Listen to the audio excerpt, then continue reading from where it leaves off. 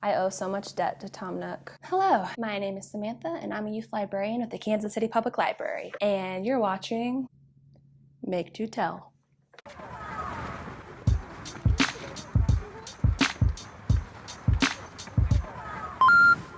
So today I'm going to talk to you about books that you can read if you like video games. Let's get started. So my first game that I'm going to talk about is Legend of Zelda: Breath of the Wild. Legend of Zelda is a video game series that has been around since basically the beginning of video games. It encourages exploration and discovery all within an epic story of good versus evil. But the graphic novels that I've picked for this are also high fantasy stories with epic battles, adventures, good versus evil, and amazing world building, just like The Legend of Zelda. So my first book I'm going to share with you is Kid Beowulf by Alexis Fajardo. And this is a graphic novel series about two twin brothers, one named Beowulf and one named Grendel. The series follows the two brothers as they travel the world, fighting monsters and meeting heroes. It's kind of like The Legend of Zelda, where it takes mythology and legends and it kind of condenses it into a more action-packed story for kids. Plus, there are ancient swords and awesome epic battles, which, I mean, who doesn't like that, right? My next book is Amulet by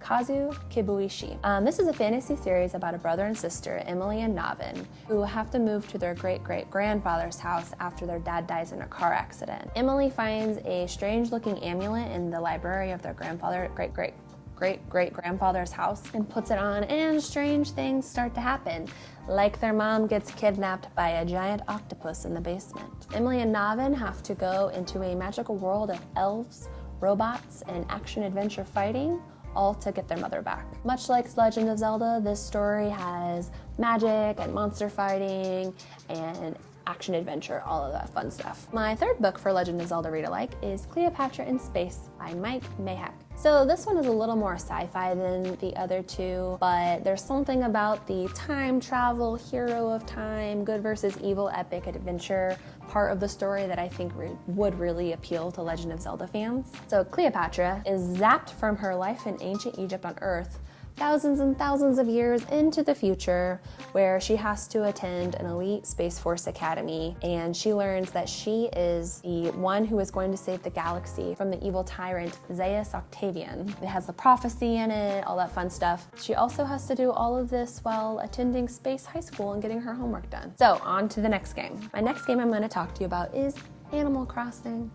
I love Animal Crossing and I spend way too much time playing it, let me tell you. My island is amazing. So Animal Crossing is a slow-paced, quiet, social adventure game where you have to explore your village or your island, depending on the game, make new friends, continue to get debt that you owe to Tom Nook to make your house cuter and bigger. So it's known for its adorable and kooky characters, its very quiet and cozy ambiance and relaxing music. It's definitely like a cozy game. So the latest in the series, New Horizon, which just came out this year, is a little different than the other Animal Crossing games, where you start on a deserted island with nothing but a tent and a cot. So that's kind of the direction I went for. These books are cozy, quiet, maybe not like loud and exciting adventures that maybe also feature seaside living or roughing it in the wilderness. So my first book I'm going to share for Animal Crossing is Aquacorn Cove by Katie O'Neill. This is a beautiful pastel-colored, quiet book about a young girl named Lana who comes back to her old seaside village to help clean up after a storm has just wrecked the shore. Lana discovers a colony of aquacorns, tiny little unicorn sea creatures that live in the reef off the side of their town. So she takes an injured aquacorn who got injured in the storm and takes it home and cares for it. But then another storm comes to threaten their village, and she starts to realize that not everyone cares as much about the aquacorns as she does, and she has to take a stand for her little friends. This is very much a cozy, quiet, environmental story that you will love if you love Animal Crossing. The next book, Robot Dreams by Sarah Varnon. It's kind of a sad story compared to the other two, but basically it's about two best friends, Robot and Dog, who go to the beach one day. But then Robot gets stranded there when he rusts over on the beach. Dog goes home alone and tries to get over Robot by making new friends, but nothing feels quite the same. And then all of Robot's stories are told as he dreams about the friendship he used to have with Dog, and you see kind of his experiences in his dreams. Very melancholy, very quiet, has those like calm colors of Animal Crossing. So if you love Animal Crossing, you'll probably like this book. My last book for Animal Crossing Read Alike is Be Prepared by Vera Brosgol. I love this book so much. It's one of my favorite graphic novels of all time.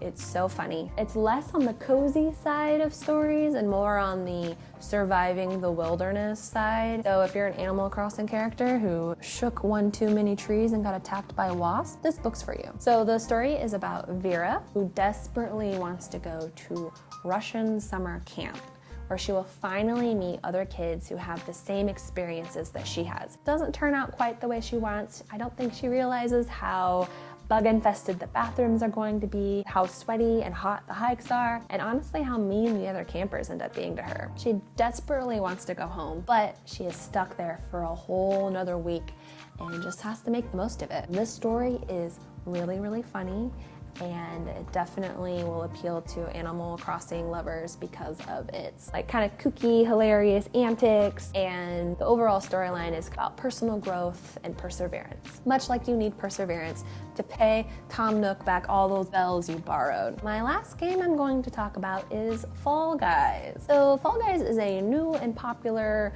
multiplayer battle royale party game that I personally have not played yet, but have heard so much about. So from what I can tell, there's not much of a storyline to Fall Guy, but it's basically like a chaotic series of mini games and obstacle courses, and they get faster and more chaotic until there's basically one person standing. But if you like this game, here are some graphic novels that you might like that have wacky team-ups, fast-paced adventure, and really colorful illustrations that will remind you of Fall Guys. My first book is Fun, Fun, Fun World by Yehudi Mercado. This book is about a crew of aliens who crash land on Earth in a theme park called Fun, Fun, Fun World. They meet a young boy named Javi who decides to team up with them. Javi wants to use the technology that the aliens have to help his dad, who is revamping the theme park. He thinks if he can use their technology, he can make the theme park really successful and help his dad out. The aliens are there to conquer the Earth in the name of their alien queen, so the two kind of have to learn to like each other and maybe end up working together instead of working against each other. My second book for Fall Guys is Sparks by Ian Boothby. So this is an action-packed feline mechanical adventure wherein two cats, one a genius mechanic, the other a reckless pilot, team up to drive a robotic dog suit. I don't know why. Their enemy is Princess, an evil diaper-wearing alien baby bent on Earth's destruction. Read to find out if they're able to beat the evil baby and save the world in this really, really funny, humorous, crazy, wacky, colorful series that you would definitely like if you like Fall Guys. My last book for Fall Guys is Bird and Squirrel on the Run by James Burke. Bird and Squirrel on the Run is about Bird and Squirrel. Bird and Squirrel are very different. Squirrel is afraid of everything. He's a scaredy squirrel. Bird is scared of nothing, but he has a broken wing and he can't travel south by himself.